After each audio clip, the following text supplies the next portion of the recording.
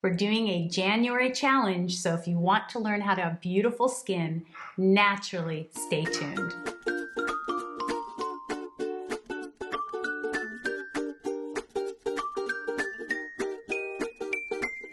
Hey everybody, it's Lisa, owner of Peaches Skincare. You can visit us at peachesskincare.com, and I also invite you to follow us on Instagram or Facebook to see a little bit more about who we are and our holistic Lisa skincare.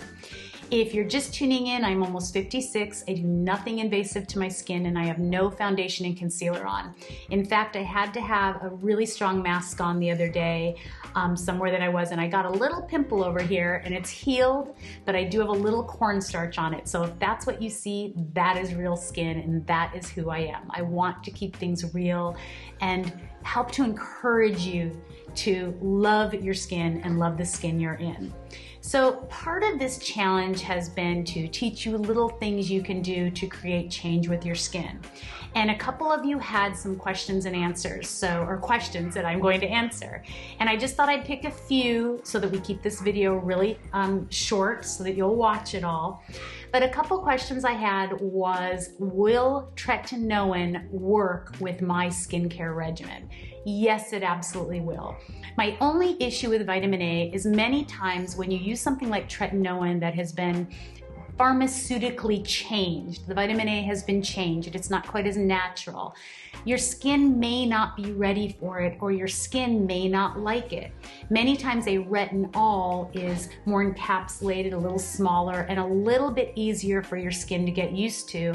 And as your skin improves, you can then add in the tretinoin. Now, if you love your tretinoin and you want to stick with it, it absolutely works. You just would put it on at night, right before your, right after your toners, if you're a peach, your ACV and your pH toner, and right after your serums. You can still use all the serums with it, and before your moisturizer.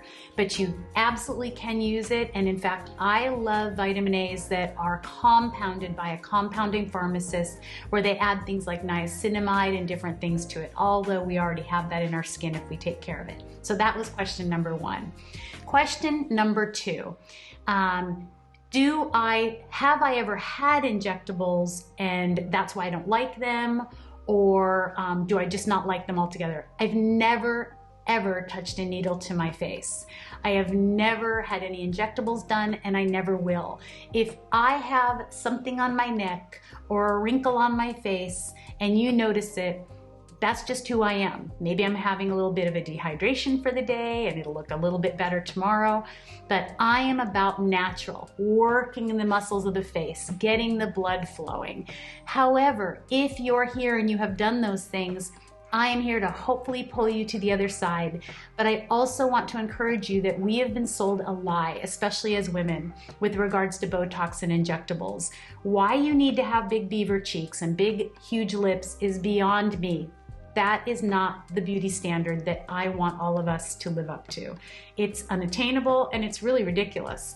And I think we're losing a whole generation of women to the fear of aging, and they're injecting their faces and their lips, and everyone is starting to look the same. And you can call that judging or whatever, but it's really more of a concern that I have. Also, when you inject Botox, and a physician that is ethical will share this with you, you are stopping the 42 muscles in your face, 43 with your neck, from working. You are no longer working them out. So if your trainer stopped working out all your muscles, or you stopped working out the muscles of your body, you would lose them. They would atrophy or they would sag, and that's what happens with Botox. And Botox, there are studies that show it does stop working after some time, and we see clients who have stopped it altogether and their face has dropped because the muscles have not been worked. And yes, we can get them right back to where they want to be naturally. So the next question was, do I use a silk pillow? I do not use a silk pillowcase. For some reason, I just don't care for them. I love to put my milk of magnesia on at night. Many of you have asked, what does milk of magnesia do? It is a laxative that people drink. It is something I've used for almost 4 decades. I learned about it from models and a very famous lady, model, actress, and to this day she looks phenomenal and she wears it to bed every night, and so do I. It is a holistic thing. It may not be medical, it may not have science behind it, but it is anti-inflammatory, it is healing. They use it on bed sores in the hospital, on diaper rash. So it not only heals your skin, it not only helps to encourage the skin to purge out impurities at night while you sleep, which is when the body heals itself and cleans the system through the pores of the skin or your hair follicles, but it is also anti-aging. And back to the silk pillowcase. I sleep on my side. It's where I'm most comfortable and I want to get a good night's sleep. It's just best for me, and I have yet to have tried a pillow or something that I love or that I would change from. I use 100% cotton pillowcase that I wash every other day. I change my pillowcase every other day so it doesn't get sweaty and dirty. And if I do have night sweats, I change it that night. I have several pillowcases. You can change it as often as you want, and with new clients, we ask teenagers especially to change it every night. When you put Milk and Magnesia on, you put it up in an upward motion. And while I read a book, it really holds your face in place. So at night, it keeps my skin from creping, it cleans out the pores or filters out the system, and you don't wake up with acne and your skin is healed. Now, yes, I have a little blemish over here from wearing a mask all day, but the fact is one night of wearing Milk and Magnesia has already dried it up, and now I'm just going to work on any discoloration with my polish, my exfoliation, and my castor oil, and this is already better in one day. So those were 3 questions that I have been asked.